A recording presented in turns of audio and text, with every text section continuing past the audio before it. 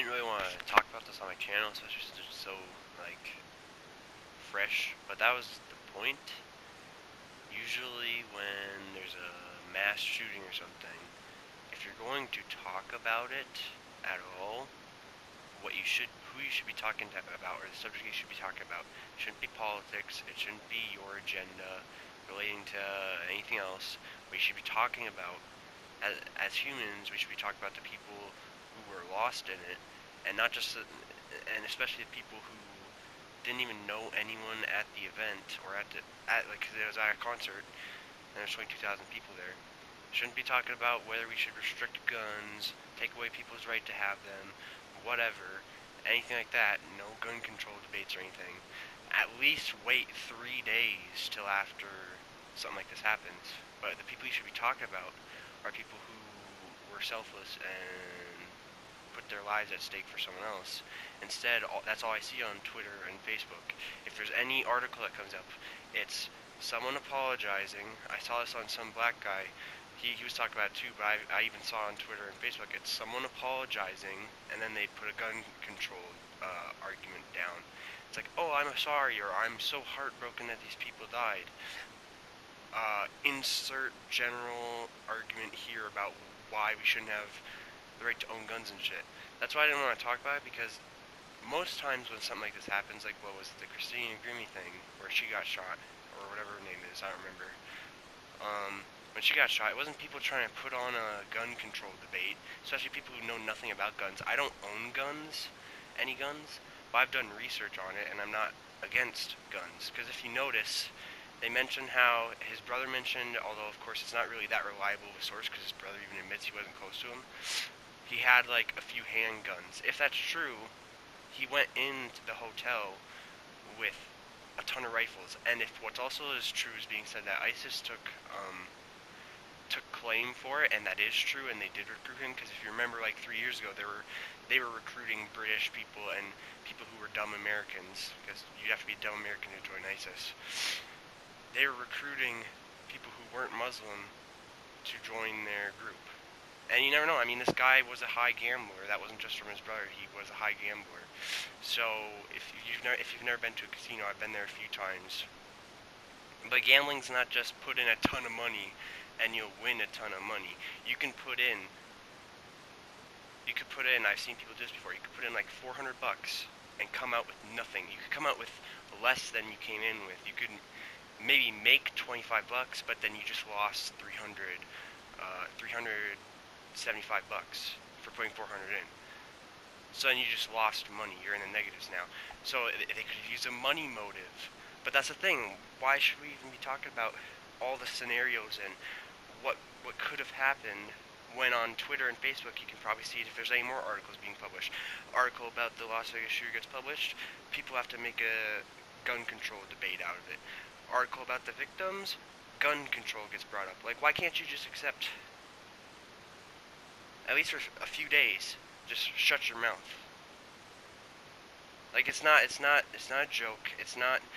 When people say it's not the time to politicize it, it's because it's not. You're stepping on people's blood pretty much. You're using someone's. Think of it like this. Think of the very fictional scenario that only the people who were shot, they came back to good health. Even if they died, they came back to life. Think of the non-fictional reaction they'd have if they opened up their phone, checked all this Twitter and Facebook, and instead of seeing people being like, man, I'm so proud these people, or I'm so proud that there were people there that were just being selfless too. It's tragic, but there were people there that were helping, and instead all they see is, man, it's so good that there were people helping too, and they're risking their lives, and I'm so sorry. But you know what I'm not sorry about? This gun control argument I'm going to post right in the same fucking sentence.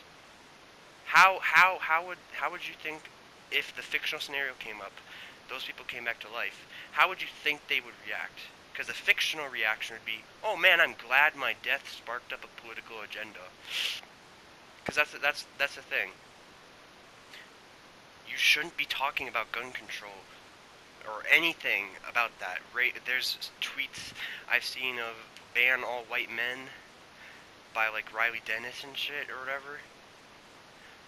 There's all that shit. And then when I went on, because I've seen a lot of this on people's videos, I'm like, okay, I have to check if this is actually just really people saying this shit or if it's a joke. Nope, I can go on Facebook, go on any of the Las Vegas articles, and find someone apologize, and then use the victim's grave as a fucking stepping stone to their political agenda. I don't care if you're left on politics, right on politics, fucking libertarian, whatever.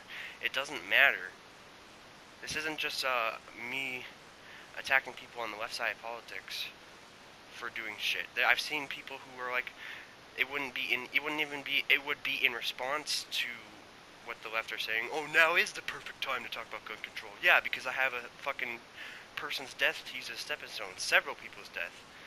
No, there are also people on the right that are being like, well, yeah, okay, you want to talk gun control? Then how about no gun control at all? You do realize, which they're saying true shit, but it's still, just stop. Talking about how fucking, excuse my language, but this just pisses me off. People don't understand. Okay, obviously this guy, because that's why I said if it was ISIS and they could have used a money motive, he could have taken a money motive and then done their job for him, and they could have maybe assured something, and if you're not the Bryce tool instead, that might sound good. Oh, giving me money to do this shit, fucking, it's horrible, but then if they assured safety or something afterwards, kind of like a witness protection from police, but kind of like, well, we'll assure you don't get in trouble for this if ISIS does that, then he might have done it. He might have fell for it. Because if you notice, it says he has no criminal background. And this isn't a, oh, if he had a beard, it would be different.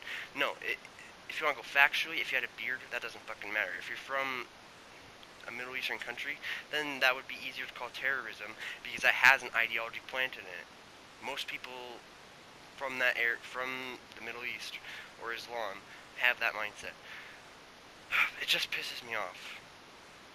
See, now I'm politicizing it. That's because I get so fucking sick of it. It's just fake apologies. I'm not really mainly politicizing it. I'm just getting sick of people politicizing it, so I talk about it. That's just what I've seen on Facebook and Twitter. I don't know how other people feel about that, but I just think it's a disgrace. It's using about 560 people's deaths as a stepping stone to be like, well, this is what we should implement politically. Just stop. Again, I'm just going to let this sink in. The fictional scenario of those victims coming back to life. The fictional response would be them being totally okay with it. But the reality of it is they would not want people politicizing their deaths. Disgraceful, disgusting. Get off. Just get off the internet if you're gonna do that shit.